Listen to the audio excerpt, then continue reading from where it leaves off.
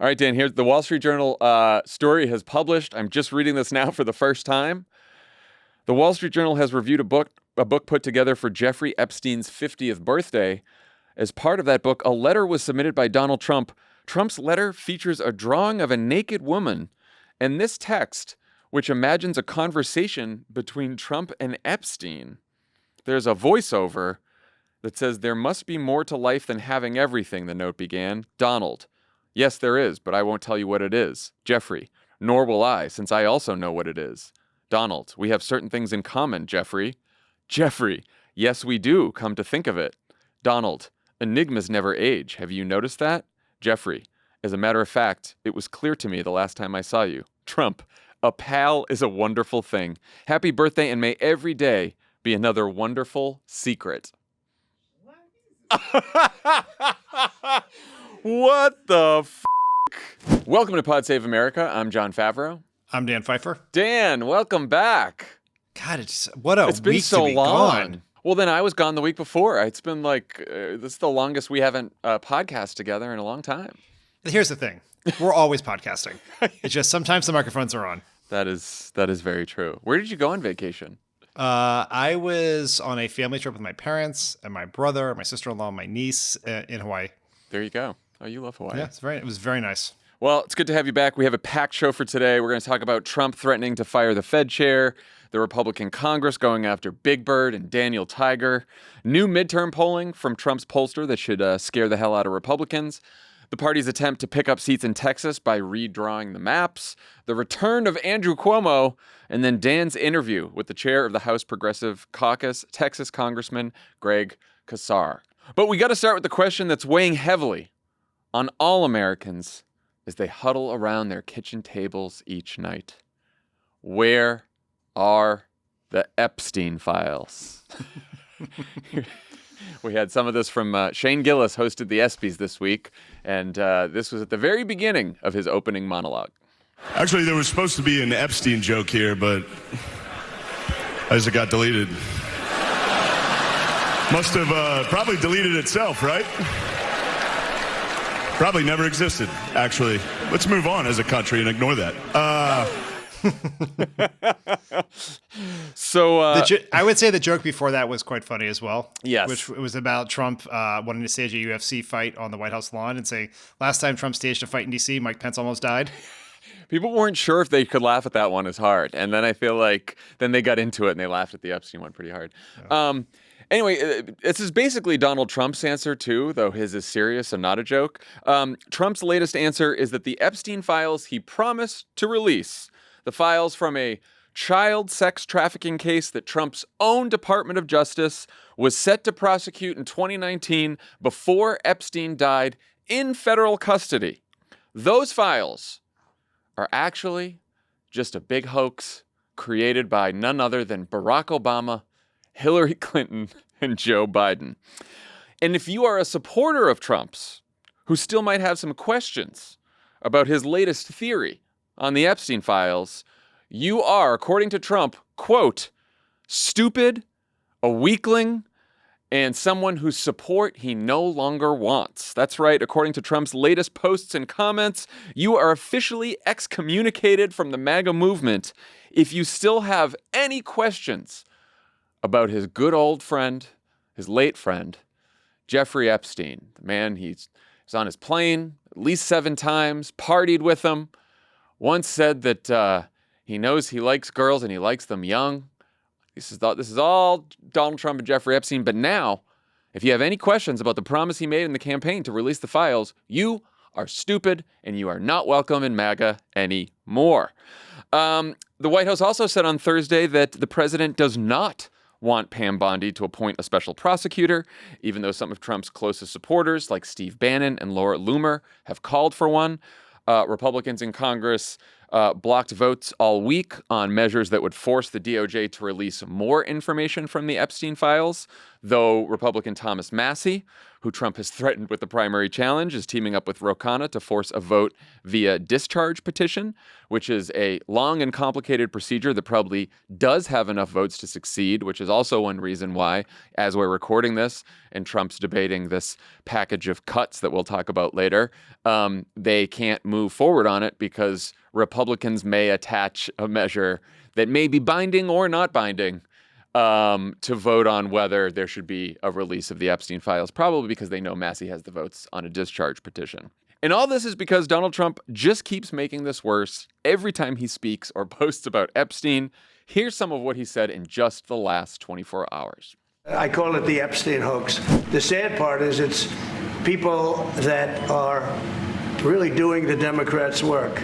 They're stupid people. Does that mean that you're effectively disowning any supporters who are now I lost a lot of faith in certain people, yeah. I lost, because they got duped by the Democrats. In the case of Epstein, they've already looked at it, and they are looking at it, and I think all they have to do is put out anything credible. But, that was run by the Biden administration for 4 years. I can imagine what they put into files, just like they did with the others. I mean, the Steele dossier was a total fake. So, Dan, there's this MAGA influencer named Luke Rudkowski who is so shocked by Trump's handling of the Epstein scandal that he posted this to his 500,000 Twitter followers. What if Donald Trump is being held hostage by a foreign entity and he knows the only way to tell people about this is by being very obvious about it? Is that believable or not believable? He had a poll. So far, not believable is winning, but only 55 to 44. Wow. What do you think the margin of error is in that poll? What do you think? What do you think? I think that's one theory about what's happening here. The other theory seems more plausible to me is that Donald Trump either knows or believes strongly that he's mentioned in the Epstein files, and that's why he is acting like a complete lunatic right now. It is hard to avoid that conclusion, and I have been trying in my mind to think about other possibilities. But also there's Oliver Darcy broke this news. There is apparently a Wall Street Journal story in the works about with some more, I don't know if it's evidence from the Epstein files or just elsewhere about Trump's relationship with Jeffrey Epstein that Trump is so mad about. He is calling everyone at the Wall Street Journal, including the editor, to try to kill the story. So everyone's excited about that, except Donald Trump, I guess. I mean, when you run through the evidence, right? Trump's long relationship with Epstein, his long history of sexual misconduct, his long history of complimenting in very gross ways young women, certainly young women below age. The fact that he is quoted as talking about, in the quote you just read, knowing that Jeffrey Epstein liked young girls, that they partied together. And then you get to the point here where they say they're going to release it. Pam Bondi says the client list is on her desk.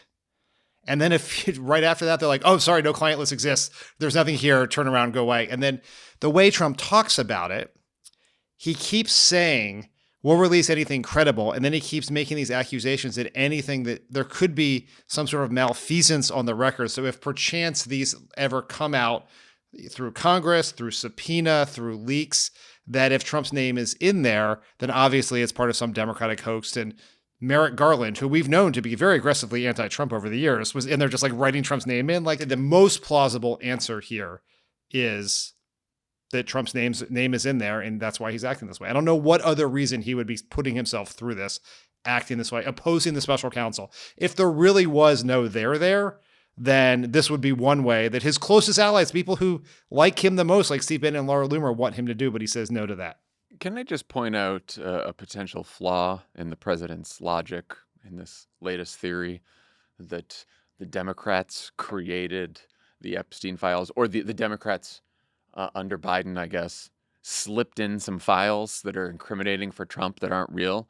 So to believe this, you would have to believe that the Biden administration, Merrick Garland, like you said, starts throwing in some fake incriminating news about Donald Trump and the Epstein files during the Biden years, chooses not to release them or leak it in any way, because I guess they wanted to hold out the possibility that someday, if Donald Trump becomes president again, his Department of Justice would stumble upon the fake files and then put out a statement that in no way claims they're fake. Yes. Yeah, that you have identified a flaw. You've identified a real flaw. It is so fucking stupid. Yes. This was and it was like, Obama and Hillary, like, this is like predating any of this stuff, right? Yes, Jeffrey for Epstein. 3 consecutive presidential elections, we did not use this completely made-up smoking gun that we had. We were playing the long game. You can't be releasing damaging information about Donald Trump while he's running for president a third time. You got to wait until he's president and then still do nothing. Just like, as you mentioned, I was on vacation last week when this was all happening, and so I have a lot of pent-up takes about this. One of them I would just like to share here is that in the initial, when this started coming out and the MAGA folks were getting mad about it, one of the things you saw a lot of even credible people say is, obviously there's something bad about Trump in the files while Joe Biden was president, Merrick Garland was attorney general, that would have come out. Have any of you people met Merrick Garland? Right. Like, there's nothing more believable than Merrick Garland was just sitting with a giant smoking gun about Donald Trump and the Epstein Files in his top desk drawer for 4 years and would, maybe this is admirable, I guess, not violate the independence of the Justice Department in any way, shape, or form. And this idea that obviously Merrick Garland and Joe Biden would have put this out does not remember how much they love norms, right? So I do not find that to be a compelling reason that there is nothing in these files. Can I throw out one overly generous possibility here of what's really going on? You go on the Flagrant podcast once, and now you're doing Trump They defense. would not have an overly generous. No, they would not. They are leading the edge. I love what they're doing here. So I started thinking about this because both the rumors of the Wall Street Journal story and I read a post from Ben Wittes, who's been on this podcast at Lawfare. And so Ben Wittes's post is like, hey, everyone, of course DOJ shouldn't be just dumping a bunch of sensitive information from a case that wasn't tried into the public's hands. And first of all, a lot of the files, a lot of this information is under seal by the courts. And so you would have to get a judge to unseal it. It's not Pam Bondi's decision. It's not the Attorney General's decision to just throw this out there. It would be against the law to release a lot of this information. Other information, as the Trump people have said, would, involve some of these victims, and you don't want to further hurt the victims by just throwing a bunch of information out there. And then there is information about people who have not been charged with anything, people who may have given evidence or testimony against Jeffrey Epstein, and now you're going to just publicly release their testimony? Now, we might think, well, if it's about Donald Trump or whatever else, I'm like, yeah, of course, let's get it out there. But as a practice, if you had a Department of Justice that was operating on the up and up, which we do not, but if you did, we would not want the Justice Department to just start, if you go give testimony to the Justice Department or you go talk to give evidence to someone, to just like put everything you said out there, right? So there's a whole bunch of things. Now, Ben suggests, which I think is a very good suggestion, he's like, you can still get a lot of this information. We have a body called Congress, which can certainly launch an entire investigation, and the Justice Department is supposed to work with, and, obviously Democrats don't have subpoena power now, but if we took back the House, then you could imagine a congressional investigation that gets to the bottom of a lot of this. And then, so you have that, right? And Can I respond to that part for a second? Sure, yeah. That is an explanation for why the Epstein Files should not be released. That is not Donald Trump's explanation for why the Epstein Files should not be released. But this is my second part of it, which is, so say this Wall Street Journal story is true, and George Conway's tweeting out that he heard a rumor that it might be something about like a birthday card that Trump wrote to Epstein that was overly nice or something. But like, you can imagine that Donald Trump hates anything that causes any kind of reputational damage like this, especially if it's such a big deal that has captured the attention of the entire country. And what if it's just a very sort of gross, like, you're the best, we've had the best times, and it's not like incriminating, but it's just deeply embarrassing. And you combine the deeply embarrassing information about Donald Trump that's still not incriminating with the Justice Department thinking, well, we have an excuse, which is we can't release a lot of this information anyway. Now, again, it's one possibility. I don't even think I buy it. But to me, the reason I bring it up is it is the most generous possibility I could imagine about this whole thing. I can't imagine another one that's more generous to them. But that he's in there. Yes, I don't know how he's. I don't know how he's not in there. If he wasn't in there at all, and if he felt sure about it, why not just say some Trumpian version of the first thing that I said that Ben Wittes had posted, which is like, "Hey, it's against the law. Hands are tied. It's only about victims. There's no other. That's it," and just like keep repeating that. Yeah, but he's not doing that, which is the thing. And we know Donald Trump is, I was here. Some friends texted me today, and they said basically like, why wouldn't he just release it? The guy's been charged. He's on the Access Hollywood tape. There's all these accusations out there. He's a famous adulterer. Like, why does he care about this? My friend, like, I get the same question from some of my high school friends. but we know he does care about these things because the reason he's a convicted felon is he paid a large amount of hush money illegally to Stormy Daniels to try to cover up that affair becoming public. And so this is actually the sort of behavior that Trump engages in when he's worried about reputational damage. And how do you think about the reputational damage with his base right now, with some of his strongest supporters in MAGA media, influencers, all that? Because, they've gone back and forth. I think most of them, I would say, were pretty upset at the beginning. Some of them have, gotten back on board with Trump. Some of them are still trying to figure it out. You got this from neo-Nazi Nick Fuentes, who dined with Donald Trump at Mar-a-Lago, famously, along with Kanye West, right before he launched his third campaign. He said, "Fuck you, you suck. You're fat, you're a joke, you're stupid, you're not funny. We're going to look back at MAGA movement as the biggest scam in history. The liberals were right." Ouch. Tough. That's a tough one. How do you think about this? Do you think this is long-term damage from these folks, from the MAGA elite, let's call them? Yeah, I do. I do think there is a breaking of the core trust here.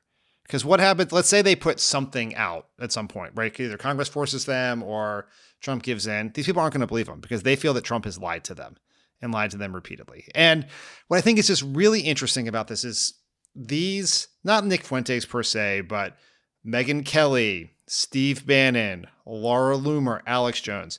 These are media people. These people have an audience. Prior to the Epstein scandal, furor, whatever you want to call this, if you were anti-Trump in the right-wing media, there was no place for you. You faced a terrible backlash. Places like the Weekly Standard shut down because there was no business in media in right-wing media and being anti-Trump. If these media folks were getting blowback from their audience, they would stop. But instead, it seems like, based on their behavior and some metrics, like they're actually getting a boosted engagement. And that says something about where at least the hardcore MAGA base is. And I think even more importantly over the long term is it flips the incentive structure in right-wing media, right? Where now you have it, the incentive was to be as pro-Trump as possible. That's where the audience was. That's where the engagement was. That's where the money was. Now there is a viable lane to be to Trump's right, to be an anti-Trump MAGA person. And that really will change the discourse because Trump has depended on essentially unanimity from his media allies for the last decade. And if he doesn't have that, that does have real political ramifications beyond just this scandal. I would say to either be on Trump's right or to just be a part of a crowd that is disappointed with Trump for whatever reason, right? And this is like not uncommon in politics in general in both parties, right? You support your candidate, you love your candidate, you get your candidate into office, your candidate now has power, and then your candidate disappoints you in some number of ways. And the more disappointments and the more core the disappointments are to why you supported them in the first place, the angrier you're going to be. And now he is facing that both with the super extreme right, some of the, Trump curious manosphere types, some of the podcasters. Like the folks, the Flagrant podcast, the Flagrant podcast, Theo, Joe Rogan, right? Like those types. So, Yeah, I mean, I think it could. I think it could leave a mark. I could also see, what do you think Republicans in Congress and Republican politicians are thinking right now? Because I could also see with them thinking, we just got to wait for this. This is just going to blow over at some point because it is impossible in this information environment to hold people's attention on one thing for too long. And so, if we make some noise about possible transparency and where for transparency, and maybe we'll vote on some non-binding resolution, or maybe it'll be binding, but then the DOJ will tell us to go fuck ourselves. And at some point, people are going to turn to something else, and this will blow over. And we just got to kind of say the right thing now. And I think we can just hold on tight and wait for it to go. Yeah, I think that's where the congressional Republicans will be, is they want to try to chart a lane between the audience that very much wants transparency and angering Trump too much. So if they could do some sort of non-binding resolution, what they probably don't want is a bunch of votes in a row every time they want to do something for the next 18 months that says that they're against transparency here, they're against releasing the files, because that will have some consequences for them, because they need that base to turn out, right? That's the difference between holding the House and losing the House.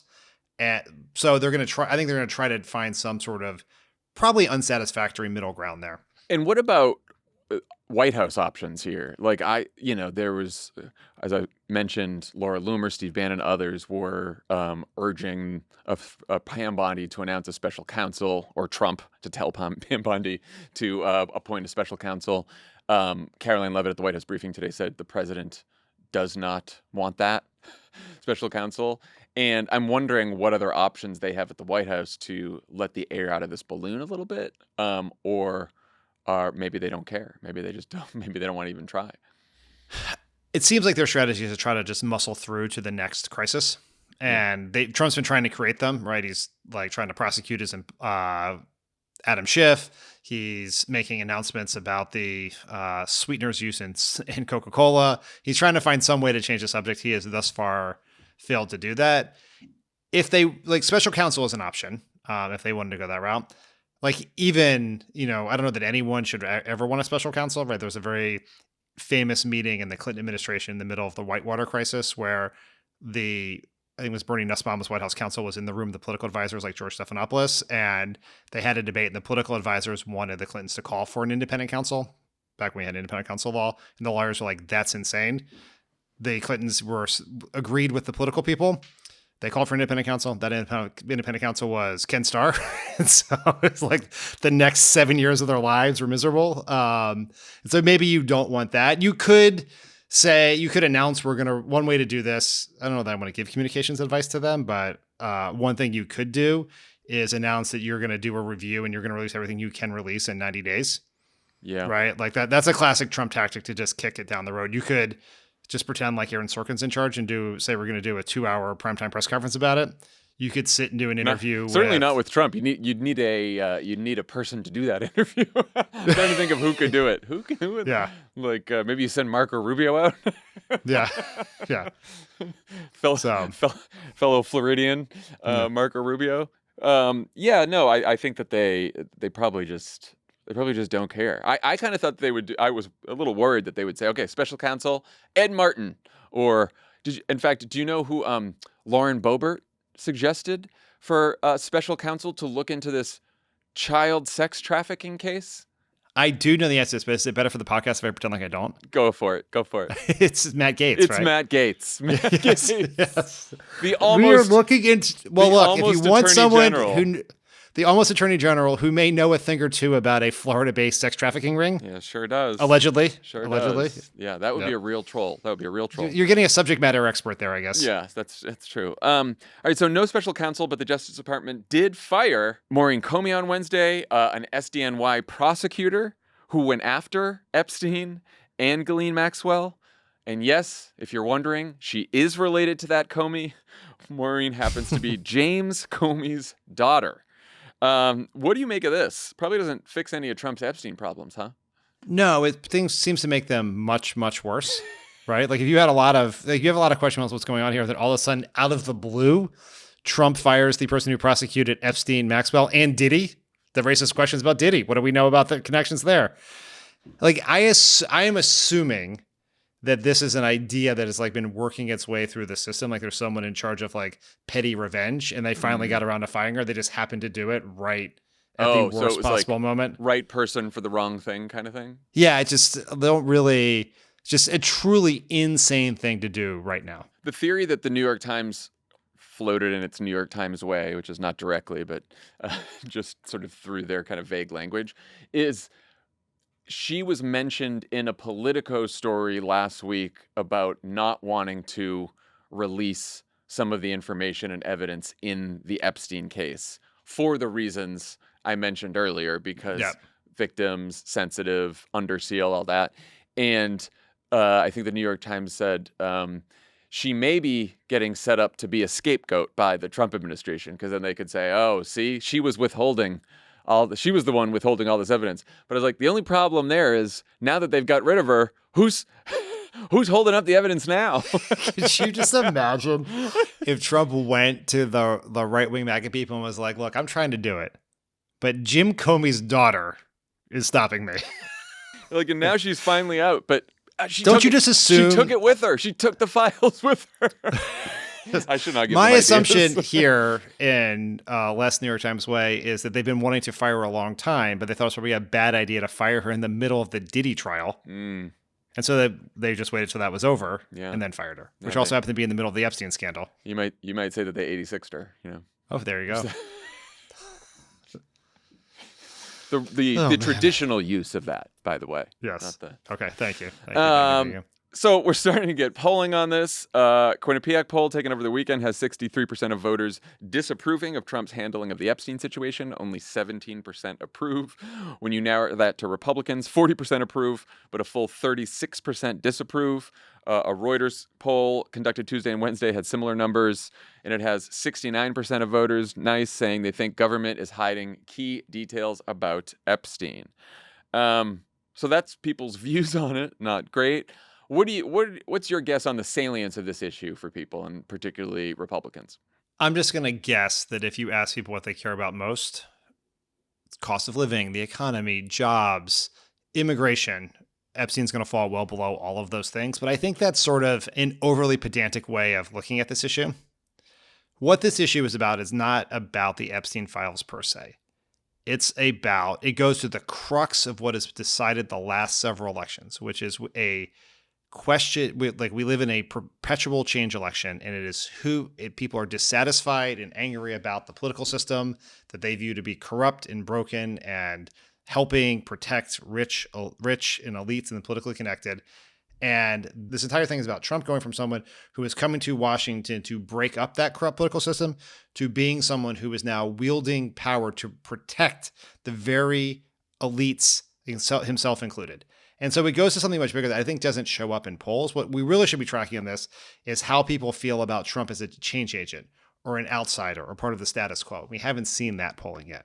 Or I think CNN did ask different qualities, and this is sort of not the perfect substitute for that, but cares about people like you, and he's quite low on that. He's not doing. And he's so been well. on low on that for a while. That's always been. Yeah. He lost that to Harris in the election. One notable polling out there is there's a Data for Progress poll that shows that 55% of Republicans who have heard a lot about the Epstein Files disapprove of how Trump has handled them. He has a net approval rating among people who have heard some of them, and a decent approval rating of people who've heard none about them, which is weird to have an opinion on that. But so there is this argument here that the more attention that this gets, the more people hear about what Trump is doing, the very suspicious circumstances in which he changed his position on releasing the files will hurt him more with Republicans. One more question before we move on this topic. Maybe for good. Probably not. Never. No, we're talking about this next week. I'm telling you that right now. Democrats, they have jumped all over the issue, which, we urged them to do. And, you did. I was on vacation. That's right. I did. Me and Tommy did. So our special Epstein correspondent, Tommy Vitor. So what do you think about it? Does he broadcast from Epstein Island? Essentially. Yeah. I haven't seen him. Anything Democrats have to be careful about? And I ask this only because you can almost feel Republicans, some of the MAGA people starting to get negatively polarized, and that if the Democrats are having too much fun on this, and then I'm going to flip and I'll be on Trump's side. I haven't seen that happen like completely yet, but there's a balance there. What do you think about that? Yeah, I think the Democrats should talk about this. We want to keep the story in the news, and I use the news in the broadest sense of the news, not necessarily the New York Times, but the social media conversation. But we shouldn't put too much spin on the ball. We should want transparency. We just want answers. We want the exact same thing Donald Trump said he wanted like 6 minutes ago. We want to know what's in the files. They should be released, and leave it at that, because there is this risk of polarizing the issue, right? And where people just revert to their partisan priors if we overdo it. And there's no real advantage in overdoing it, because the audience that we are trying to reach here is primarily Republicans, right? And in this case, actually more hardcore partisan Republicans.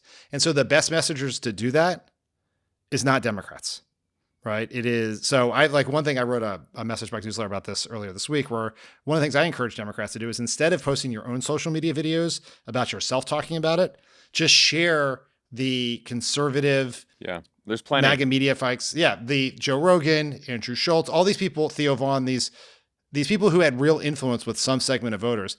Get that content out there, right? That's what we should be sharing. That's more valuable than like a witty refrain, a tough tweet, whatever else it is. It's just like we should just recognize every messaging strategy begins with understanding your audience. And then the second question you always ask yourself is, who's the best messenger for that audience? Very often in this particular situation, the best messenger for that audience is not going to be Democrats themselves. It doesn't mean we shouldn't talk about it, but how we talk about it matters. I also think you need to be, you should be honest about how you've always felt about this case, right? Like it is not really believable for someone who has never talked about releasing the Epstein Files for the last 4 years to suddenly be like, oh, it's the most important issue to release the Epstein Files.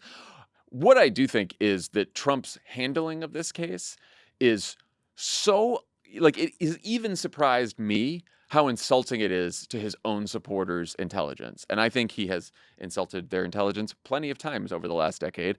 But this is like a new level where it is obvious that he is lying when he says that this was created by Obama and Hillary Clinton and Biden, and it's a hoax and all that shit. Like, it is such an obvious lie that even the biggest Trump supporter is not going to believe, at least privately, if not publicly. And I think getting people to really sit with this idea that this guy that you really believed in and voted for many times is lying to you and thinks you're stupid enough to just kind of believe the lie, or really doesn't care if his lie is so bad that you don't believe it. Like, he just doesn't give a shit about you. And as we go on in the next however many years we fucking have to deal with him, it's something to think about. The next time he makes a promise, the next time he tells you something, the next time he doesn't fulfill one of the things he promised he'd do in the campaign, you got to wonder, is he lying again like he was lying in the Epstein Files? Pod Save America is brought to you by Article. I love Article furniture. We've got a lot of it here. We've got tables, we've got chairs, we've got couches. They all look really good. We've had them for years now. They've held up perfectly. They were shipped super fast, which is not normal when it comes to furniture. And it was a great price.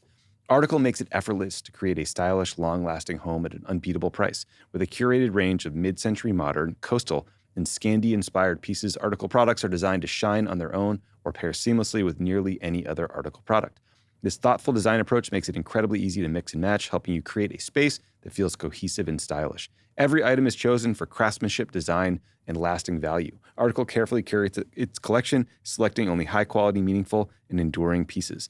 Article offers fast, affordable shipping across the U.S. and Canada, with options for professional assembly if you prefer a hands-off experience.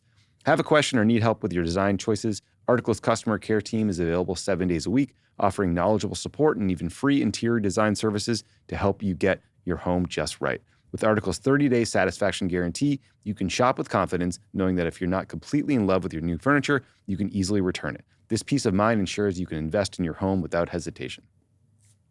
Article is offering our listeners $50 off your first purchase of $100 or more. To claim, visit article.com/crooked, and the discount will be automatically applied at checkout. That's article.com/crooked for $50 off your first purchase of $100 or more. This is an ad by BetterHelp. The world is a very stressful place these days. It's not just your home life. It's not just work life. It's all the things happening in the world. We're bombing around. We're throwing people off Medicaid. Stuff is bleak. Workplace stress, though, is one of the top causes of declining mental health, with 61% of the global workforce experiencing higher than normal levels of stress. But not here, right? Everybody here is happy? I feel great. Yeah, look at that. Look at all those thumbs. up. Look at that. Look at that. That's right. You better be happy. It's a battle stress. Most of us can't wave goodbye to work, but we can start small with a focus on wellness, like things that make you feel better overall, like, working out, getting out in the sun, walking, talking to friends. Gotta walk. A holiday is great, but it isn't a long-term solution. Don't forget that therapy can help you navigate whatever challenges the workday or any day might bring. With over 30,000 therapists, BetterHelp is the world's largest online therapy platform, having served over 5 million people globally. And it works with an App Store rating of 4.9 out of 5 based on 1.7 million client reviews. It's also convenient. You can join a session with a therapist at the click of a button, helping you fit therapy into your busy life. Plus, switch therapists at any time. As the largest online therapy provider in the world, BetterHelp can help provide access to mental health professionals with a diverse variety of expertise. Our listeners get 10% off their first month at betterhelp.com/PSA. That's BetterHelp, HELP.com/PSA. So let's talk about more traditional kitchen table issues. We learned this week from the Labor Department that inflation is on the rise again. Prices are on the rise again. Biggest jump since January. The culprit is Trump's tariffs, which are starting to hit people. In a hopeful sign that he's willing to change course when presented with new information, Trump did pledge to back off his trade war. No, just kidding. He didn't do that at all. He threatened to fire the Fed chair. The Fed chair he appointed because Jerome Powell won't cut interest rates, and he won't cut interest rates on account of Trump's trade war. On Tuesday night, Trump showed Republicans in Congress a draft termination letter for Powell and asked them whether he should send it. Firing Powell could do significant economic damage and is illegal unless there's actual cause to fire him. Sure enough, Trump told reporters that, quote, he probably wouldn't do it unless Powell, quote, has to leave for fraud, which is a reference to a multi-billion-dollar renovation of the Fed's D.C. headquarters, which Trump and a lot of his aides and allies are calling fraudulent as a way to have an excuse to fire Powell. How big of a deal do you think this is?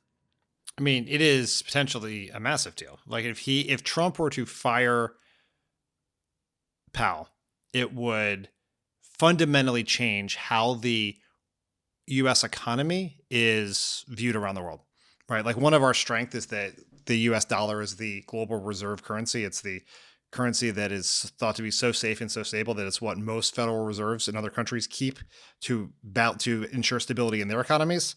It is, and so if all of a sudden U.S. monetary policy is believed to be in the hands of someone who is operating at the whims of an erratic wannabe authoritarian, that would have massive impact on the global economy. It is a deeply dangerous situation. And even just if you watch the Dow Jones average this week on the day Trump, that story came out that he had written that letter, it's like going up, drops right down. Trump makes his remarks that he's not going to do it. It goes back again. Like this is going to have there'll be massive market volatility around this. I heard our old friend and colleague Jason Furman talking about this. Did you listen to Jason Furman on Derek? Sure did. Derek Thompson's podcast. I sure did. That's what I did. I went for a walk this morning, and that's exactly what I listened to. And Jason's point, it helped me understand it too. He was like, it's the reason that the Fed is independent, the reason it's important that the Fed is independent and insulated from political pressure is that if you're not insulated from political pressure, you are likely to want to make decisions that help in the short term, or you're tempted to make decisions that help in the short term. So like maybe I'll cut interest rates a little bit now because that'll help juice the economy, And if you're completely insulated from political pressure, you can make decisions that might have some issues in the short term, but long term are going to be the best for the economy. So people know, the rest of the world knows that you are making decisions based on what you believe is best for the American economy, which a lot of the rest of the world depends on. And if we're just now throwing in Fed chairs to cater to the whims, the short-term whims of Donald Trump, who's the most short-term thinker we've ever had as president, then we're really fucked. Now, apparently, there's a story in Politico that the lawyers in the White House may have convinced Donald Trump not to do this, A, because he'll lose in court, B, because all the economic damage it can do, and and they just think that this whole like let's fire Powell for cause, and the cause is these renovations that have gone over budget, and we don't think he was honest to Congress about how they went over budget, is just sort of bullshit. One administration official from the Trump White House said to Politico, "Whether or not it's illegal, I don't know, but is it a good thing to point out to damage this guy's image? Yeah." That really sums it up, doesn't it? Yeah, I mean, I think the Wall Street Journal had a very big story on this, and they came sort of the same conclusion that there is no there on this idea that you could use these renovations to get to cause, right? Because the cause here you can be fired for is essentially malfeasance or failure to fulfill your duties. And the courts have been pretty clear that refusing to cut interest rates at the president's command is neither malfeasance nor failure to fulfill your duty. And that what Trump is really trying to do here is put so much pressure, political pressure on Powell that he will either resign on his own or cut interest rates earlier to appease Trump. So, according to the Times, the person who drafted the termination letter was Bill Pulte? Who knows? The Trump lackey who is now in charge of the Federal Housing Finance Agency. And Pulte has been attacking Powell on Twitter for not lowering rates, which is, what you do as the head of the Federal Housing Finance Agency. He's also been driving the effort to exploit the renovation thing.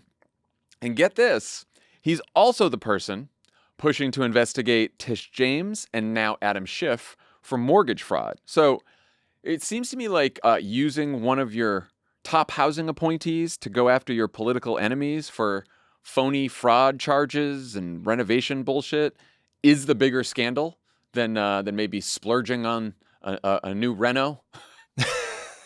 Yes, it is an unusual. It's not in the job description for the head of the FHA to be just an attack dog on Twitter or elsewhere. It's very strange, and actually probably makes you raise questions about what's actually happening at FHA if this is how this guy's spending all of his time. Yeah, someone in Project 2025 planning clearly looked at housing and was like, oh, this is one way we can go after people. Mortgage fraud. We can play pretty fast and loose with mortgage fraud. Pulte, just right before we started recording, just tweeted, "I am told by very reliable congressional sources that there may be a criminal referral coming from one or more Congress members to the DOJ for Jay Powell's alleged perjury about the $2.5 billion building." So now they're just gonna do a criminal referral. Cool. Just really, like they did for a very normal country we live in. Unfucking believable. But I mean, this is what they want, right? Oh, did Adam Schiff do anything? No, he didn't do anything wrong. But now people are like, well, Trump says Adam Schiff's a criminal, and Adam Schiff says he didn't do anything, and I don't know. And then the administration official that told Politico, well, we're just trying to damage their reputation. We don't know if it's legal. That's how they win. Another Trump lackey on his way to a lifetime appointment is Emil Bove, Trump's former personal lawyer turned top Justice Department official who told DOJ lawyers they may have to say fuck you to the courts, brokered the deal to drop the prosecution of Eric Adams in exchange for his complete loyalty to Trump, and oversaw the mass firings of DOJ lawyers who worked on January 6th prosecutions. On Thursday, the Senate Judiciary Committee advanced Bove's nomination to the full Senate on a party line vote after Chairman Chuck Grassley refused to let Democrats debate the whistleblower report on Bove, which led the Democrats to storm out of the hearing. What do you think? Is the fuck you to the courts guy going to get a lifetime seat on the courts?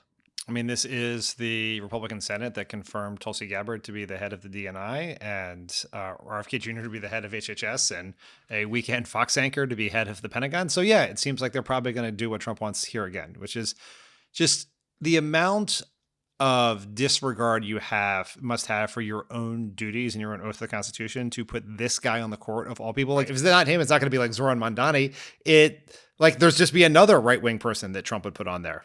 And so just to have they just don't take their job seriously at all. They have no sense of separation of powers, of independence, of advice and consent. It's just whatever Trump wants, they do, no matter how fucking ridiculous it is. The person I can't figure out is Tom fucking Tillis, who is not running again now, talked a lot about how free he is to say what he wants, and talked about how, if the Pete Hegseth thing, he now regrets that vote, and he voted for RFK Jr. because Bill Cassidy told him to just give him a chance and it'd probably be fine. And and then also voted against Ed Martin, crazy Ed Martin, and said then, well, I'm not voting for any nominees that think that January 6th was okay. Well, Emile Beauvais fired all the January 6th prosecutors and did all the pardons, and Tillis is somehow just voting for him out of committee. The guy who told the DOJ Trump officials, like, hey, we may have to say fuck you to the courts, who encouraged lying to a judge over the deportations. Like, what is Thom Tillis doing? What do you have to lose at this point? His next job. Unfucking believable, man. There's just like we've seen this before. There's two dynamics that happen with these people. We saw it with Jeff Flake. We've seen it with some other people leaving. Is one, they're starting to wonder what they're going to do next, right? Which usually involves working in some sort of Republican lobbying firm or law firm or trade association. And so you have to find some way to balance your previous independence with doing the party's bidding. And there's this other like terrible, I mean, this is such a stupid way to run a government, but there is this like high school dynamic of Thom Tillis has to go have lunch with all these people every week and doesn't want to be the asshole every single time. And so he will put a different asshole on the court so he has someone to sit next to at the lunch table. So now the guy who put Eric Adams in his pocket, just the most corrupt fucking deal ever, is now on a appeals court, going to go up to appeals court and possibly the Supreme Court if Alito or Thomas retire. In the next couple of years. That's who we could get on the fucking Supreme Court. So the Republican Congress is really crushing it this week. They're about to pass a bill that would claw back about $9 billion that Congress already appropriated. Much of it would have gone to help sick, starving people, mostly children, in poor, war-torn countries all over the world. The cuts will also defund NPR and PBS because local radio and Sesame Street and Daniel Tiger are all too woke for Republicans. But none of these cuts will come close to making a dent in the $4 trillion that Trump and Republicans just added to the deficit because of an economic plan that gives huge tax cuts to the rich while gutting Obamacare and Medicaid, a vote that at least one Republican senator is already regretting. Missouri Senator Josh Hawley has introduced legislation that would undo some of the Medicaid cuts he just voted for 2 weeks ago. Meanwhile, millions of Americans who buy their own health insurance are about to pay a lot more because of what Trump's bill does to the Affordable Care Act, and those price increases are going to hit this winter. The notices could come as early as this fall. One of Trump's favorite pollsters, Tony Fabrizio, has been circulating a memo that finds generic Republican candidates trailing generic Democratic House candidates by an average of 3 points in the country's most competitive House districts. But Fabrizio says that if Republicans in Congress undo their Obamacare cuts and extend these premium tax credits in the Affordable Care Act, the polling shows they would actually lead the Democrats in these districts. If they don't extend them and Democrats run on that, polling shows that the Republicans would lose by double digits in these districts. What do you think the chances are that Republicans will try to run on saving Obamacare? Is that something we're going to see? I would love to know who paid Tony Fabrizio for this poll. Yeah. Because I just probably that coalition of people who are trying to extend the tax credits, which there's a couple of like left and right or not, I shouldn't say left. Like and right. I assume the insurance companies are involved. Yeah, I think like insurance companies like it. I think patient advocates like it, right? Doctors probably like it. It's a win. But just this idea that Trump's pollster is just out there pushing for the extension of Obamacare tax credits on his own seems not particularly credible to me. Having said that, I have seen Democratic polling on this, which shows that doesn't ask the exact same questions, but makes it very clear that this is a very powerful issue and that Republicans will pay a price because these premiums will go up next year. This is not like the Medicaid cuts and everything else that they have kicked past the midterms. And so and it's 24 million people, I think, last I checked. And so there's a lot of people in all the country who are going to do it. And Democrats, if we do this right, both in how we handle the one big beautiful bill or one big ugly bill, or whatever we want to, what are we calling it these days? And I'm calling it Trump's economic plan because I'm not Trump's economic. Okay, we can do that. Big beautiful bill or big beautiful betrayal or whatever the fuck the Democrats are saying. It's so hard to say. But the goal here is to make Republicans own healthcare in America, right? So that every single decision, whether it's a hospital closing, changing in Medicaid reimbursement rates, premiums, any premium increase anywhere, it has to do with how Republicans have handled this. And so Democrats should absolutely run on it. And I don't see Republicans coming to save the day here, but we should make them pay for it for sure. Yeah, just saw there was a headline in the Detroit Free Press that big insurance company in Michigan already announced double-digit premium increases for next year, and maybe not related directly to what just passed, but double-digit premium increases in addition to losing a credit that was helping people pay for those premiums is going to be an even higher price for people to pay. And every single time there's a headline like that, Democrats should fucking scream about it to voters. And there are a bunch of people who are on Medicaid today who at some point will not be on Medicaid and will have to buy insurance on the exchanges if they're lucky enough to have insurance at all. And they will pay more because of what the Republicans have done. Speaking of Medicaid, what do you think about famed Medicaid moderate Josh Hawley's legislation trying to undo the cuts that he just voted for? Just get the fuck out of here. I mean, just what are we doing? Just like if you don't like the cuts, you know what you could have done? Vote against the bill. You could have stopped it. Unbelievable. I do think that some of the comments and moves like this from Hawley and others are really going to come back to bite them in the midterms. I mean, to your earlier point about the Epstein stuff, you don't even have to have a bunch of Democrats yelling about healthcare. You can just have Republicans like Tom Tillis or Josh Hawley or Susan Collins or Lisa Murkowski talking about how this is going to hurt people. And then you pair that with actual people who are feeling like they're paying a lot more money or lost their health insurance and talking about it. And it's pretty compelling, I think. There's a great clip of Hawley talking about how bad these cuts are, like 6 minutes before he ends up saying he's going to vote for him. But like, that's something that if you were running a congressional race in Missouri or frankly anywhere else, you could use that. It's as long as you just label it Republican senator, right? You don't have to believe me. Here's what Republican Senator Josh Hawley said. Here's what Republican Senator Tom Tillis said. Here's what Republican Senator Lisa Murkowski said, on and on. Any thoughts on the $9 billion in cuts to life-saving aid for poor kids in Daniel Tiger's neighborhood? I will just say that if this cut to PBS means that PBS Kids is going to stop making new episodes of Wildcrats, my kids will storm the Capitol like it's January 6th. Charlie loves Wildcrats. Wildcrats is a great show. It has turned my kids, particularly Jack, my 4-year-old son, knows so much about such insane facts about animals. Me, yeah.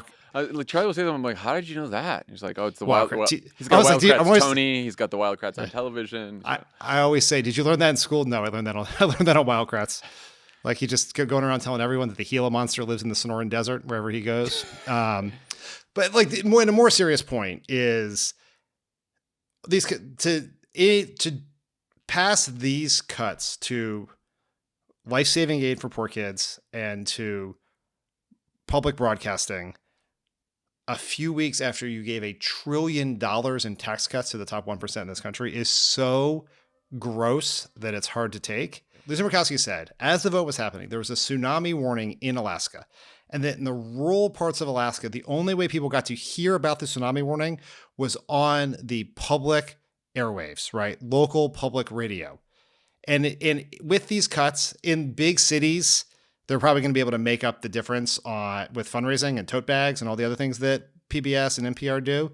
But it's going to be rural parts of the country are going to lose their radio stations, lose their local TV because of what Republicans did. And to what point? It is a drop in the bucket compared to all the money they just sent out the door to rich people. Yeah, the Republican line now is, everyone's got cell phones, everyone's got mobile phones. They don't need, no one gets their alerts, their weather alerts from public radio. And then someone was like, only 12% of people do it. I'm like, well, okay, that's 12% of people who aren't going to get fucking emergency alerts. It's like, what are you talking about? Just use something else. Also, I realize foreign aid does not poll well. I get it.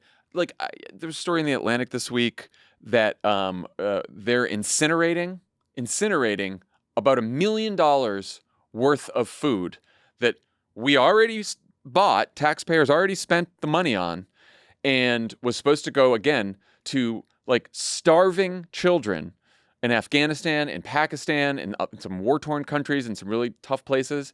And we already bought it. It was in a warehouse in Dubai. And now because first Elon fucking Musk and now Marco Rubio refused to do anything about it, now it's expired. Could have fed 1.5 million kids. 1.5 million kids. And now it's just incinerated, just wasted food. And now we're cutting, Tim Miller pointed this out. So they're going to cut $100 million from UNICEF. UNICEF like helps kids in life or death situations. And because we couldn't spend $100 million on that. In the bill, in the economic plan, tucked in the economic plan that just passed, $300 million for security at Mar-a-Lago and all of Trump's other homes. $300 million for security for Trump, because I guess he can't pay for that. But $100 million we couldn't do just for UNICEF to help starving kids. Kind of says everything.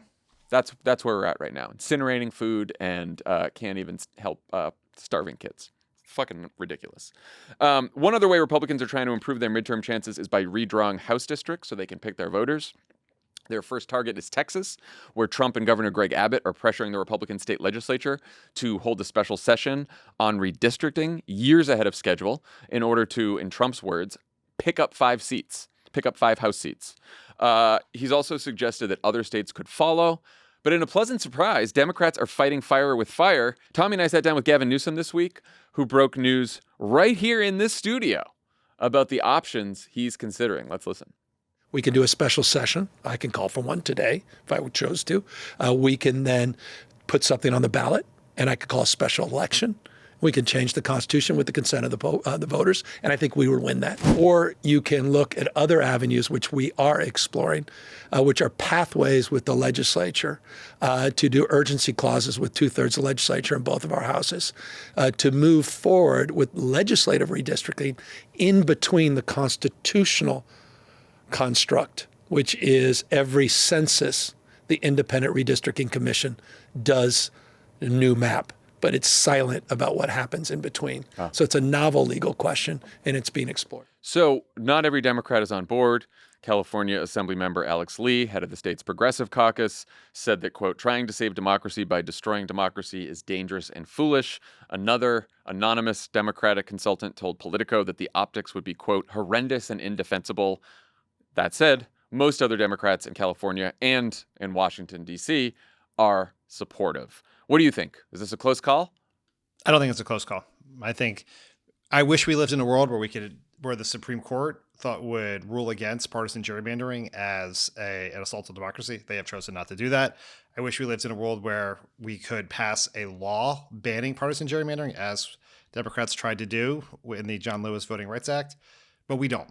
And so the only way that we can stop partisan gerrymandering is through mutually assured destruction. Yeah. Right? Oh, Texas, you want to do it? California will do it. Florida, you want to do it? New York will want to do it. And that is what we have to do. Because if the idea is Republicans do whatever they want and we will wave the white flag, we were never going to solve these problems, because we will never have the majorities necessary to actually pass a law to ban nonpartisan redistricting. If Republicans think that they can come out on the bad end of partisan redistricting nationally, then we can maybe get them to the table at some point for them to actually get a deal, to actually pass legislation. If they think they can always win, if the dice comes up with the right roll at the end of every decade with the census, then they're going to keep doing this. And so we have to fight fire with fire. I don't think it's a close call at all.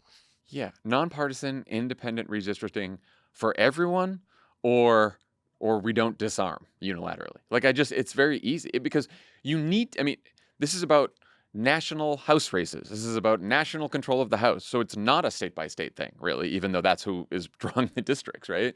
And so I don't know. We can be like, oh, you know what's anti-democracy? Anti-democracy is like the Republicans winning the House back or winning the House again, and we have no check on Donald Trump for all 4 years while he's in office. Like that to me is more anti-democracy than trying to fight fire with fire on this one. So, all right, Dan, here's the Wall Street Journal story has published. I'm just reading this now for the first time. The Wall Street Journal has reviewed a book put together for Jeffrey Epstein's 50th birthday. As part of that book, a letter was submitted by Donald Trump. Trump's letter features a drawing of a naked woman, and this text, which imagines a conversation between Trump and Epstein. There's a voiceover that says, there must be more to life than having everything, the note began. Donald: yes, there is, but I won't tell you what it is. Jeffrey: nor will I, since I also know what it is. Donald: we have certain things in common, Jeffrey. Jeffrey: yes, we do, come to think of it. Donald: enigmas never age. Have you noticed that? Jeffrey: as a matter of fact, it was clear to me the last time I saw you. Trump: a pal is a wonderful thing. Happy birthday, and may every day be another wonderful secret. Wow. I mean, what the fuck? Huh. Oh, in an interview, with the Journal. Oh no, we should. Everyone, hold on. Everyone, hold on. In an interview with the Journal on Tuesday evening, Trump denied writing the letter or drawing the picture. This is not me. This is a fake thing. It's a fake Wall Street Journal story. I never wrote a picture in my life. I don't draw pictures of women. He said, it's not my language. It's not my words. I'm going to sue the Wall Street Journal just like I sued everyone else. Wow. Did they publish the letter? Is that in here? I want a picture. I want to see the picture. That is, oh yeah, where is the picture? Here, let's look. Don't worry. We'll put it up if we can. It doesn't look, I'm not seeing a picture in here, which is real disappointing. Also, good sources from George Conway. Yeah. He nailed that one. Wow. That is wild. May every day be another wonderful secret. We have certain things in common, Jeffrey. Enigmas never age. Enigmas never age. Man, we could really use a textual analysis of this. Anyway, well, that's what we got for now. I mean, this is great. Thank you to the news guys for putting this out in minute 68 of this podcast or whatever we're on. Well, and now we can segue seamlessly from that to a couple of other New York fucking bozos. That was a brilliant segue, right on the fly. We got Andrew Cuomo and Eric Adams still to talk about. Andrew Cuomo announced on Monday that he will give this whole campaign for mayor thing another go. By running as an independent candidate in the general election, Cuomo made the announcement in a video that went viral for all the wrong reasons. Let's listen. Hello, I'm Andrew Cuomo. And unless you've been living under a rock, you probably know that the Democratic primary did not go the way I had hoped. But as my grandfather used to say, when you get knocked down, learn the lesson and pick yourself back up and get in the game. And that is what I'm going to do. My opponent, Mr. Mamdani, offers slick slogans, but no real solutions. You deserve a mayor with the experience and ideas to make it happen again, and the guts to take on anyone who stands in the way. The Republican nominee for mayor, perennial candidate Curtis Sliwa, had a quippy retort to Cuomo's candidacy. Let's take a listen. Andrew Cuomo is a creep, slapping fannies and killing grannies. Oh, well done. Well done, Curtis Sliwa. Slapping fannies and killing grannies. Curtis Sliwa. Meanwhile, sitting Mayor Eric Adams, who also intends to run as an independent, has just been sued by his own former police commissioner for running the department as a criminal racket. That follows 4 similar separate lawsuits from former officers filed last week, accusing Adams of selling promotions, among other things. I don't know, Dan. You think Mamdani has any chance against these powerhouses? I mean, just what? Just the Cuomo video is just really, it's a piece of work. It is a... Now, Dan, you mocked this video on Twitter. I did. It ended up in the New York Post, and a Cuomo campaign staffer, consultant, hit back hard at you. And all of us, I guess. We caught some strays, your co-hosts here, because it says, well, if it's coming from the insular guys of Pod Save America, we must be doing something right. And let me just say, thank you for lessons on insularity, Andrew Cuomo's campaign. Yes. From a guy who did no interviews, talked to no voters, doesn't seem to want the job he's running for, isn't sure why he's running, doesn't know what to do other than run for office, and has decided to, let's back up a step just with Andrew Cuomo. He was the Democratic governor of the state. He is a scion to the most famous Democratic family in New York. He gets his ass kicked in the primary. You mean right? the Trump family? Right. He didn't lose a little bit. It wasn't close. There's no allegation of that so it was taken from him. But he's running as an independent to try to take it from the Democrat. I mean, that's a wild thing to do. And it's wild that anyone in the Democratic Party would support him. And it's wild that much of the Democratic Party establishment, that all the Democratic Party establishment is not united behind Zoran here, right? That we have a choice of a Democrat, an independent who has been accused of a lot of corruption and malfeasance, a independent who is engaged in some sort of bribe with Trump, and a Republican, and we're not going to back Zoran because he has too progressive for you. It's insane. The whole thing's insane. You support the Democratic nominee if you're a Democratic official. If you're a voter, you do what the fuck you want. You want to vote for a Republican, vote whatever. Yeah, you but can do that. If you're a Democratic official in this party, you support the person who wins the primary. If the person who wins the primary is too conservative for you, you support them. If they're too liberal for you, you support them. We set the rules. That's what we do. I'll just do some live reporting here, which is I had friends who were at the Wu-Tang show on Wednesday night at Madison Square Garden. Zoran walks in. I heard. Crowd goes bananas. That's pretty cool. Right. Yeah, it's very cool. cool. I don't see the crowd going bananas for Andrew Cuomo You anywhere. don't think a frankly. Wu-Tang crowd? Yeah, no, I don't know. Or what any crowd. literally. I mean, Like the a- Wu-Tang crowd. I hate to say this because it pains me personally, but maybe not such a young crowd anymore, John. This is their final maybe tour. like a Frank Sinatra cover singer. Yes, I guess. I don't know. Okay, when we get back from the break, you'll hear Dan's conversation with new Congressional Progressive Caucus Chair Greg Casar about redistricting in Texas, what House Democrats are planning to do on the Epstein Files, and the federal government's response to the heartbreaking floods in his home state of Texas. Two quick things before we get to that. Got some new merch in the Crooked store that'll help spread the word that we are not okay with what ICE is doing here in California, if you didn't already know, and around the country. You can check out our new Friend of Immigrants and California Bear Flag tees at crooked.com/store. Also, Dan, you're out with a new episode of Polar Coaster. What'd you guys cover? We went deep on all the polling we've seen about Donald Trump and Jeffrey Epstein and talked about why this scandal is really not going anywhere for Trump and could leave some lasting damage. And we also talked about really interesting new polling from Gallup, which shows that Donald Trump and Stephen Miller are making America pro-immigrant again. That it's very, very, very interesting stuff, which shows that Trump may be winning the battle but losing the war on immigration in this country. Well, if you want to hear that episode, and you should, and submit questions for a future one, head to crooked.com/friends or subscribe on Apple Podcasts. Pod Save America is brought to you by Smalls. Killing me, Smalls. In today's political climate, one thing is certain. Your cat is running a dictatorship. And their first executive order, they want our next sponsor, Smalls, for every meal. More like an in-per-action. Smalls cat food is more thumbs up, more applause. Packed recipes made with a preservative-free ingredients you'd find in your own fridge, and it's delivered right to your door. That's why Cats.com named Smalls their best overall cat food. Man, they nailed that URL early. To get 60% off your first order plus shipping, head to smalls.com and use our promo code CROOKED for a limited time only. Here's some reviews from real Smalls customers. Jennifer M. said, after every feeding, he gets this burst of energy and starts running around the house. And his fur is softer and more vibrant with higher contrast. Honestly, I wouldn't recommend anything else. How about that review? Smalls was started back in 2017 by a couple of guys home cooking cat food in small batches for their friends. A few short years later, they've served millions of meals to cats across the U.S. After switching to Smalls, 88% of cat owners reported overall health improvements. That's a big deal. The team at Smalls is so confident your cat will love their product, you can try it risk-free. That means they will refund you if your cat won't eat their food.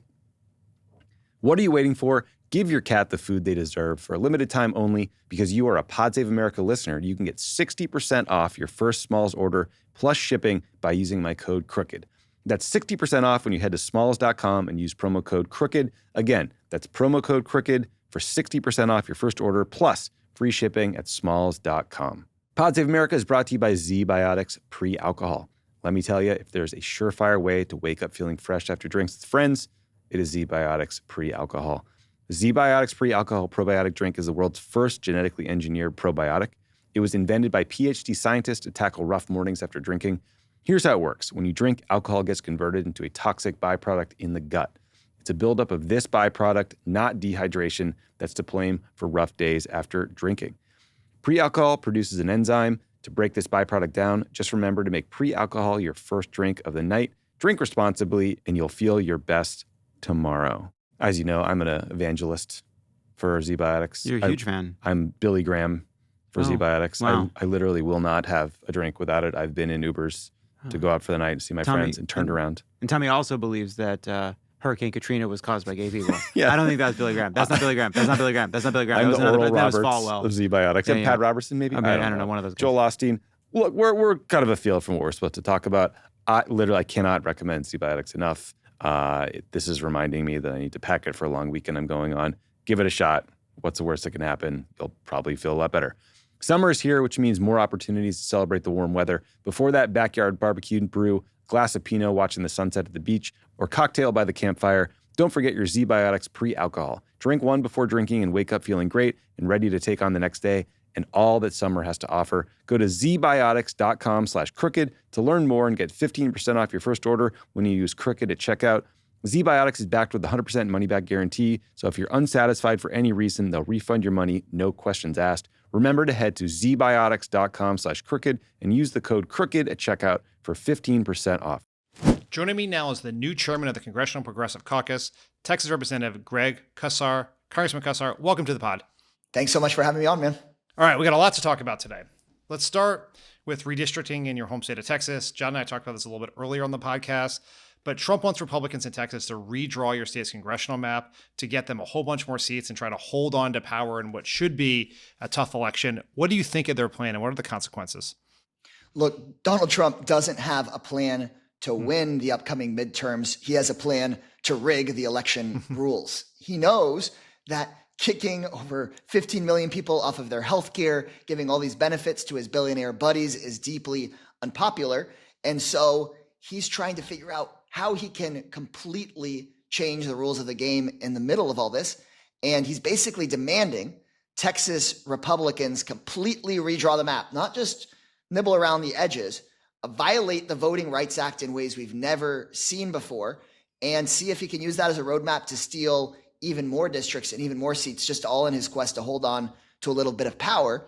And what's interesting about this is that it likely puts Republican incumbents in a really risky situation, because you don't just change 5 Democrat seats, you probably change the entire Texas map. And those Republicans could start having crazy districts that don't make sense. They could represent whole new areas, be vulnerable to Republican primaries, be vulnerable to a Democratic challenger. And so those Republican congressmen have to decide whether in this moment where it's their own voters on the line, their own necks, their own districts, whether they're going to stand up for themselves or just be Trump's water boys.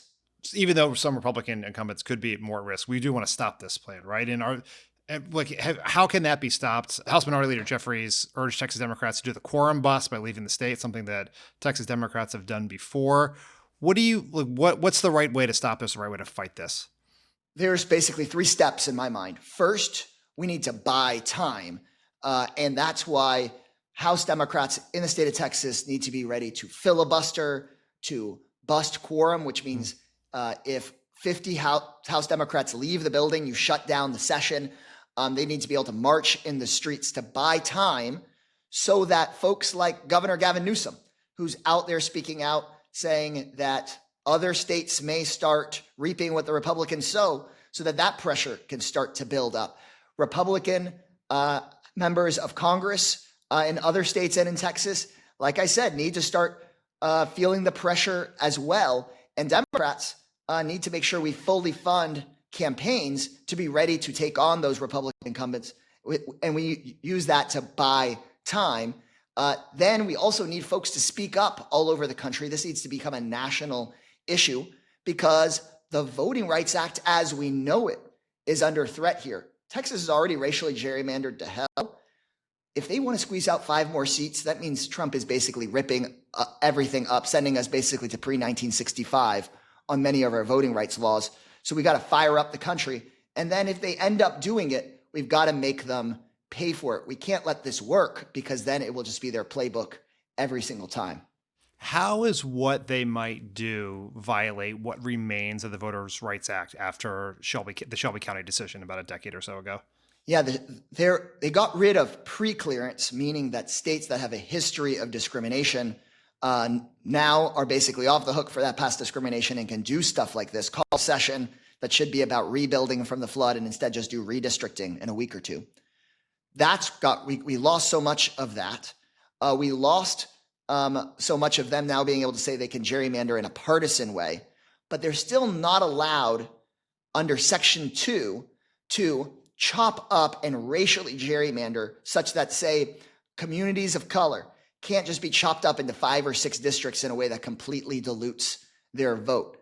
At this point, if Trump wants to demand 5 more districts from the Republicans, then he may be trying to completely do away with that section of the Voting Rights Act, and if he asks the Supreme Court to rubber stamp this Texas map, then that could be essentially what he uses all over the country. So this is a 5-alarm fire in Texas.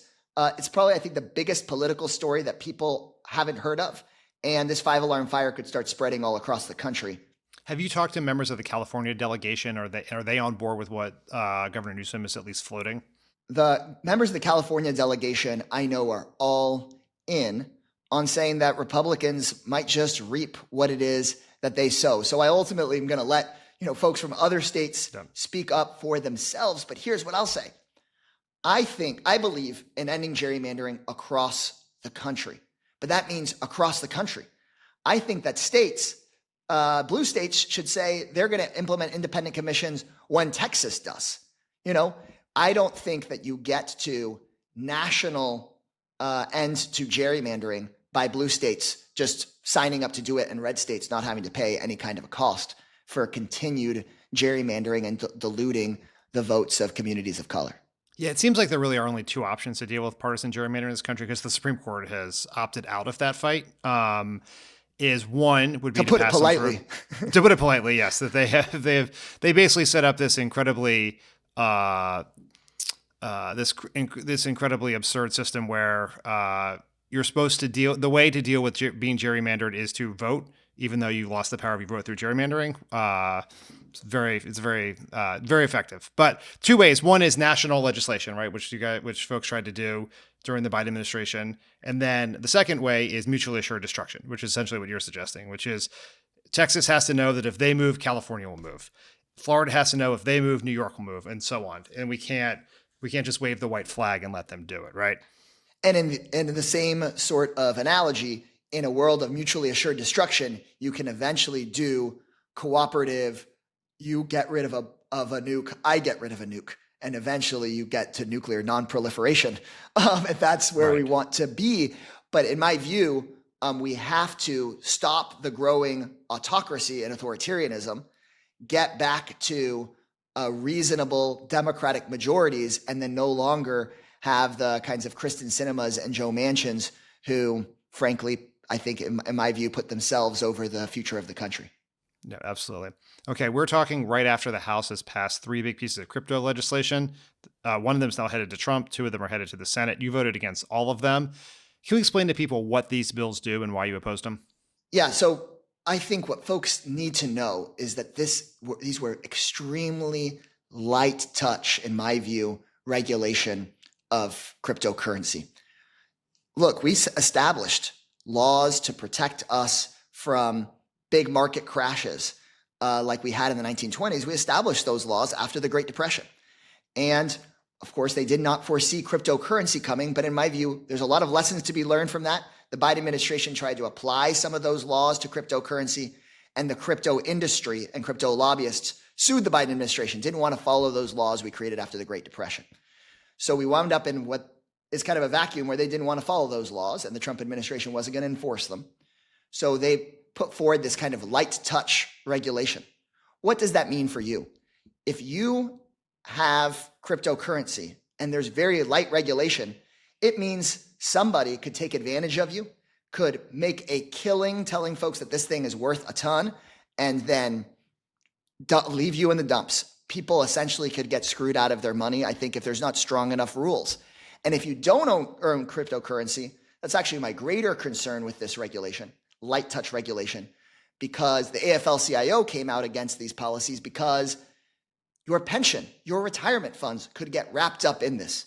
My fear is that 5 or 10 years from now, these votes and this light touch cryptocurrency regulation could look like credit default swaps in 2008.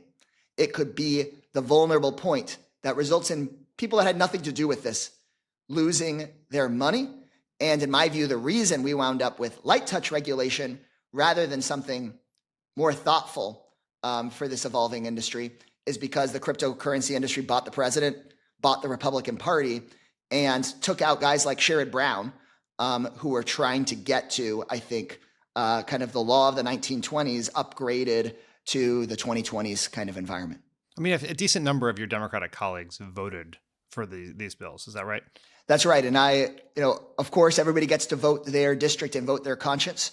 But I understand their argument that they would rather, if the crypto industry doesn't want to follow the 1920s rules, which I think that they should have, because those are the rules in the books, that they would at least like them to follow these minimal rules. I fear that if these minimal rules become the baseline, that a lot of people could put their money in this thinking it's safe, thinking it's regulated, and lose it 5 or 10 years down the line. And as somebody here in my mid-30s, I can kind of see 5 or 10 years down the line coming pretty soon. Yeah, it's fair enough. There is a sort of a school of thought among some, this has been pushed by fellow Texan Mark Cuban, among others, that one of the things that hurt Kamala Harris in the election, at least with a segment of younger voters, particularly young male voters, was the Biden administration's approach to crypto, in the sense that they were not pro-regulation, but sort of anti-crypto, right? Do you think that this is an industry that exists? It's developing, that, let's stipulate that these regulations were too light touch. This is not what you want, but is there a middle ground there you're looking for? Yeah, I would want to get to a place where you have good rules for the folks that choose to invest in crypto. I feel like I sit down and talk to actual crypto voters, and we can have a good conversation. I'm concerned that the crypto lobby written bills are a big problem here. But look, frankly, in my view, I was in Nevada during the beginning of the Harris campaign. I traveled all over the state of Texas. And what I heard, I almost never, ever from an independent or swing voter heard that cryptocurrency was their top issue. I heard that paying the rent and making sure that their childcare wasn't so damn expensive, and that government actually worked for them and didn't sound so corrupt in both parties. That's what I heard time after time after time.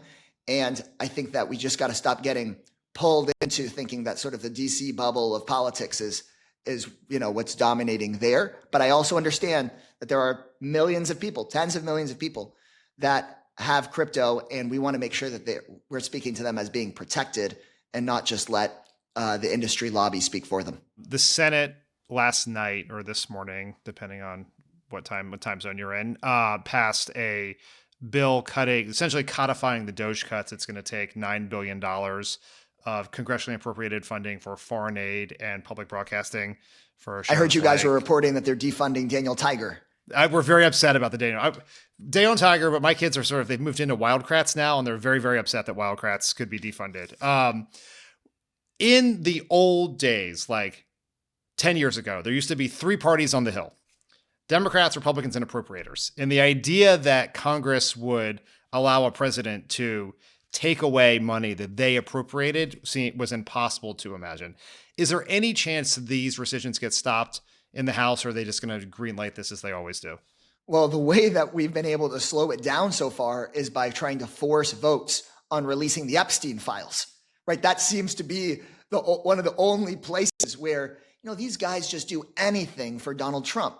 And I don't know why sometimes I get surprised when it's the same thing over and over and over. You never get your hopes up, right?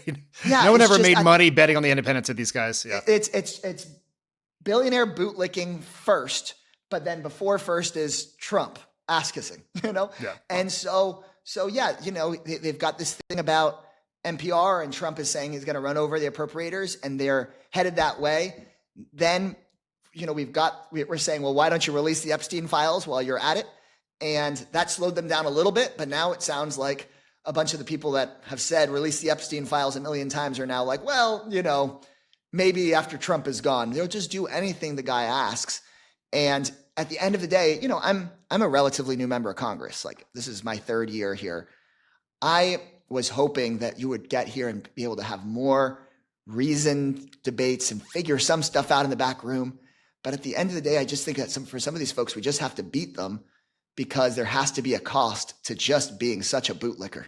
As we're recording this, the Republican House Rules Committee has been meeting. They're trying to find out. They're all very worked up about the fact that the Democrats keep asking for votes on the release of the Epstein files. They're trying to figure out what to do about that. Is this a Democratic strategy you guys are going to keep pushing this? I mean, we absolutely should, because we've got to, like I said, we've got to show people just how absurd the thing is, right? That Trump and the Republicans went and sold this as one of their top policy platforms. And as soon as Trump tells them not to, that they won't. And so I think we've got to make that really clear. And then I think it's also part of making clear to independent voters and for people that this is the issue that they care about, that Democrats are willing to say, I want us to show we're willing to say, look, just because you're really rich and powerful, you don't get off the hook. Because clearly, Epstein was interacting with a bunch of really rich and powerful people. And rich and powerful people getting off the hook is something that's really upsetting. And that I think as a Democratic Party, we have to say, release the Epstein files and you don't get a free pass just because you got a lot of money. Do you have a theory as to why Trump did such a 180 on this? I'm getting inside Trump's head or Laura Loomer's head about why she ended up picking it. There's already enough mental health strains in this job. All right. I will free you from the obligation to. The question. It's like I make sure I go for a run or another workut every morning, and I try to stop getting in Trump and Laura Loomer's heads. Okay, it's two self-care techniques. All right, I will let the record show you've passed on the opportunity to irresponsibly speculate about what's in the Epstein files. So we will take that for whatever that's worth. That's what I mean. It would have been great content, but I understand why you did that. Moving on to a much more serious topic. I want to talk briefly about the awful floods in Texas, the administration's response. You've called for the Inspector General of the Department of Homeland Security to do an investigation. What do you see in the response that has you concerned? And is there any chance that Congress will learn any lessons from this in terms of funding for the National Weather Service or other disaster response or climate resilience or whatever else? Yes. So, first of all, the devastation is ongoing. There's still over 100 people missing. Search and rescue is ongoing. All these people dying, including these kids, horrific and tragic. And I think part of respecting the dead is making sure that there's accountability and that we ask real hard questions, like why FEMA whistleblowers said that Secretary Kristi Noem waited 72 hours to approve search and rescue at the federal level. I mean, you should only have to think about that for 72 seconds max. So we should be asking those questions. You have severe understaffing at the National Weather Service. We need to know whether that reduction in staffing had an impact in this case. And if, we had one of the chief meteorologists for the Central Texas area vacant. They say they brought some other folks in. Who'd they bring in? How did that go? And if there were two disasters happening at once, and as we know, there was floods in Ruidoso right after this, what would have happened? We've got to ask those questions to respect the dead and to see, how do we protect people in the future? So that's why I authored a letter asking the Inspector General to look into this. That's an independent investigation. And I've got some news to break here on your podcast, not on purpose. Wow. As I was putting these AirPods in, my staff mentioned that the Inspector General has confirmed that they're going to launch the investigation. That's part of being on the oversight committee. That's one of the pieces of democracy that we still got that we can use. And so there will be an independent investigation into this. I also think that we have to call the question about whether we're going to fully fund FEMA and fully staff the National Weather Service after this. We can't just let this happen, give our thoughts and prayers, and then completely ignore that Elon Musk and Donald Trump have severely cut the staffing at the Weather Service, which is supposed to anticipate floods and hurricanes and disasters like this, because just a few minutes extra notice getting to a little bit of higher ground saves lives. Myself, some of our listeners are just so heartbroken by what's happened in Texas. Just reading the stories about the girls at the camp is so horrifying. Is there anything that our listeners around the country can do to help to contribute to the recovery there? Yes, there is the Community Foundation of the Hill Country, so you can, maybe the folks here at PodSafe can put that information up in a place that you can get it. They're distributing funds, and that is a really important thing because we have a lot of rebuilding to do. And then something else we can all do is recognize that these disasters are going to get worse and worse, more and more frequent. In places like Texas, we've used to hurricanes and floods, but not this often. not this big, not this frequent, plus freezes, plus wildfires all over the country.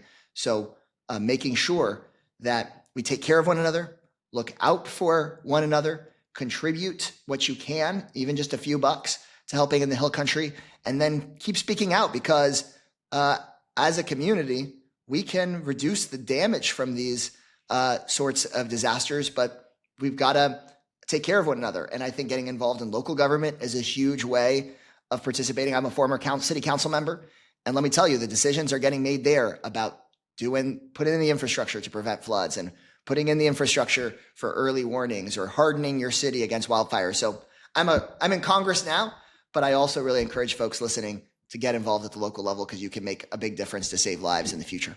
Congressman, thanks so much for joining us. It was a pleasure to talk to you. Thanks a bunch, Dan. That's our show for today. Tommy Lovett and he still does this show. He's still a co-host. He's back. He'll be back with a new show on Tuesday. Have a great weekend. Bye, everyone.